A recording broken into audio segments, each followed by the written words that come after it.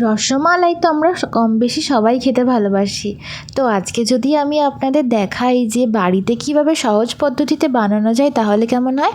তো বাড়িতে টুকটাক কিছু উপকরণ দিয়ে এটা চটজলদি বানিয়ে নিতে পারেন আপনারা। তো এর জন্য প্রথমেই আমি নিয়ে নিয়েছি কিছু বিস্কিট, সেটাকে আমি বেলনার সাহায্যে এভাবে গুঁড়ি করে নিলাম।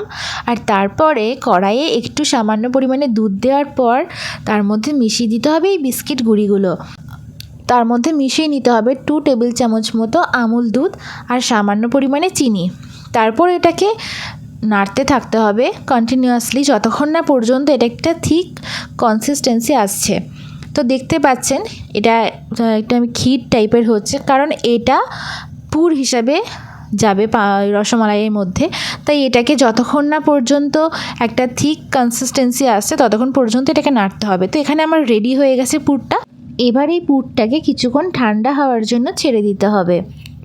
তারপরে আমি নিয়ে নিলাম কিছু পাউরুটি। এবার এই পাউরুটির সাইডগুলোকে খুব সুন্দরভাবে কেটে নিতে হবে এবং কাটা অংশগুলো কিন্তু আপনারা না ফেলে এটাকে ব্রেড ক্রাম্ব হিসেবে ইউজ করতে পারেন। আর পাউরুটির ধারগুলো আমি এভাবে কেটে নেব। আপনারা চাইলে এখানে ব্রাউন ব্রেডও ইউজ করতে পারেন। আমার বাড়িতে যেহেতু এই সাদা পাউরুটিটাই ছিল আমি তাই এটা ইউজ করলাম। তারপরে পাউরুটিগুলোকে এইভাবে পাতলা পাতলা করে একটা বেলনার সাহায্যে বেলে নিতে হবে। দেখতে পাচ্ছেন আমি এখন কিভাবে এটাকে বেলছি। ঠিক এইভাবে পাতলা পাতলা করে পাউরুটিগুলোকে বেলে নিতে হবে খুব সুন্দরভাবে। খুব সাবধানে এটা বেলতে হবে, না হলে কিন্তু এটা ভেঙে যাওয়ার চান্স আছে। তাই এটাকে আমি খুব সাবধানে বেলে নিলাম এইভাবে। তারপরে এর মধ্যে আগে থেকে যে পুরটা বানিয়ে রেখেছিলাম সেটা ঠান্ডা হওয়ার জন্য রেখে দিয়েছিলাম। আর তারপরে এর মধ্যে এই পুরটাকে, যে পুরটা বানিয়ে রেখেছিলাম সেই পুরটা এবার এর মধ্যে দিতে হবে। আর তারপরে এটাকে একটা রোলের মতন বানিয়ে নিতে হবে। তাই এবার আমি প্রত্যেকটা পাউরুটির মধ্যে এইভাবে পুরটাকে ভরে এক একটা রোল বানিয়ে নেব।